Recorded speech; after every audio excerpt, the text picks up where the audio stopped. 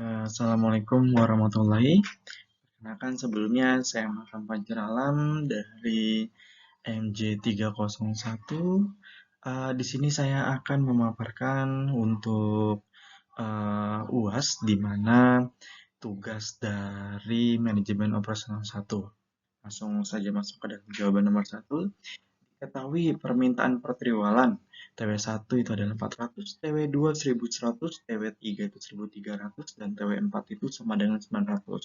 Jadi total permintaan itu sama dengan 3.700. Untuk biaya simpanan persediaan itu adalah Rp250 per unit atau per triwulan. Subkontrak jika memang kurang produksi itu adalah kurang lebih Rp600 per unit. Untuk lembur itu ada Rp200 per unit hanya jika produksi itu di atas 1.500 unit. Jadi untuk labor turnover naik. Jika naik memang itu untuk 100 unitnya itu adalah 15.000. Jika memang turun dari 100 unit itu adalah 25.000. Kapasitas mesin itu maksimal 2.000 unit. Untuk pola konsalnya itu adalah sebagai berikut. Saya buat tabel untuk memang mempermudah. TW1 itu produksi 1.000, permintaan 400, jadi presiden itu adalah 400. Untuk TW2 produksi 1.000, permintaannya 1.100, persediaan itu adalah 500. Untuk TW3 produksi 1.000, permintaannya 1.300, persediaannya 300. Dan memang TW4 itu produksinya 1.000, permintaan 900, dan persediaannya itu 300. Untuk biaya simpanannya itu adalah 600 ditambah 500 ditambah 200 ditambah 300 dikali 250 itu ketemu di angka Rp400.000. Lalu untuk selanjutnya, biaya labor turnover produksi tetap ini tidak ada perubahan, jadi sama dengan 0. Jadi total biaya pola konstan adalah Rp400.000. Untuk pola bergelombang, produksinya itu adalah 400 menjadi 1.100, menjadi 1.300, dan menjadi 900. Biaya simpanan itu 0 atau tidak ada persediaan. Biaya labor turnover TW1 ke TW2 itu adalah naik 700 unit, itu sebesar Rp15.000.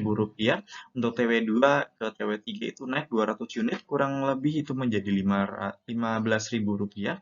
TW3 menuju TW4 itu turun 400 unit, jadi kurang lebih sekitar Rp25.000. Total turnover Rp55.000. Total biaya pola bergelombang adalah menjadi Rp55.000. Untuk pola moderat TW1 dan 2 itu sama dengan 800 unit. Untuk TW3 dan TW4 itu adalah 1.200 unit. Jadi biaya simpanan ini saya buat tabelnya. Untuk TW1 produksi 800, permintaan 400, persediaan kontrak itu simpanan 400. Untuk TW2 produksi 800, permintaan 1.100, persediaan kontraknya itu adalah 300. Untuk TW3 produksi 1.200, permintaan 1.300, subkontraknya adalah 100. Untuk TW4 produksi 1.200, permintaan 900, persediaan kontraknya itu simpanannya menjadi 300. Jadi ditemukan hasil 400 ditambah 300 dikali 250 itu ketemu di angka Rp175.000. Untuk biaya subkontraknya sendiri adalah 300 ditambah 100 dikali 600 itu di angka Rp240.000. Jadi biaya labor turnover TW2 menuju TW3 naik 400 unit itu di angka 15.000. Jadi total biaya pola moderat adalah Rp430.000. Jadi kesimpulan pola produksi yang paling tepat untuk PTHH adalah pola bergelombang karena memang total biaya paling rendah, tidak ada biaya simpanan dan subkontrak, perubahan tenaga kerja masih lebih murah dibanding biaya lainnya.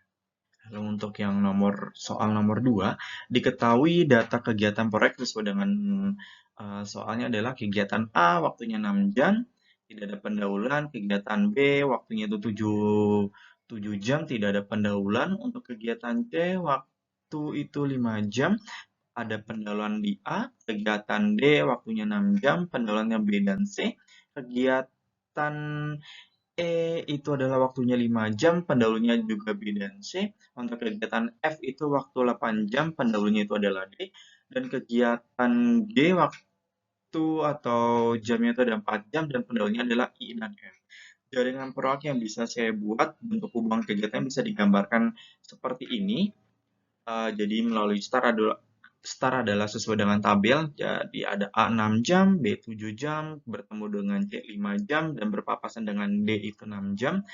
D itu menuju lagi di F itu di 8 jam, untuk yang B-nya 7 jam, bertemu dengan F 8 jam, dan berselisih di E itu 5 jam. Jadi menuju garis finish ditemukan di angka G itu 4 jam sampai finish. Jadi penjelasan singkatnya adalah A dan B bisa mulai bersamaan, C menunggu A, D dan E menunggu B dan C, F menunggu D, G menunggu E dan F.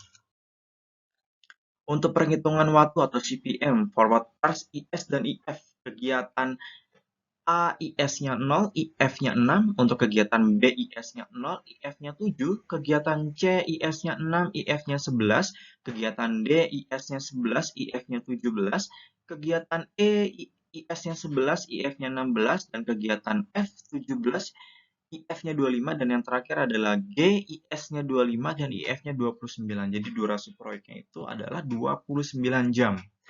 Untuk yang B, backward pass atau LS dan LF. Kegiatan G, LF-nya itu ada 29, LS-nya 25.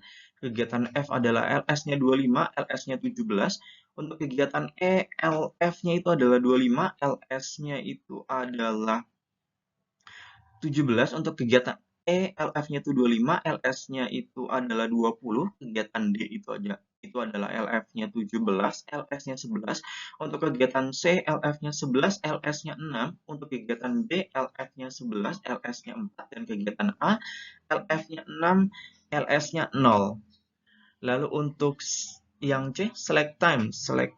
Slack ini sama dengan LS dikurang IS. Kegiatan A slack atau per jam itu adalah 0, kegiatan B itu adalah 4. Untuk kegiatan C dan E slack-nya ini adalah 0. Untuk E itu adalah slack jamnya itu di 9. Untuk kegiatan F itu slack jamnya 0, serta kegiatan G itu adalah slack-nya atau jamnya itu adalah 0. Jadi jalur kritis critical path, kegiatan dengan slack sama dengan 0 sama dengan A C, D, F, G. Durasi jalur kritis sama dengan 29 jam. Oke, berikut paparan materi yang sebelumnya sebagai tugas ini saya presentasikan untuk hasil UAS. Mungkin kurang lebihnya mohon maaf. Wassalamualaikum warahmatullahi wabarakatuh.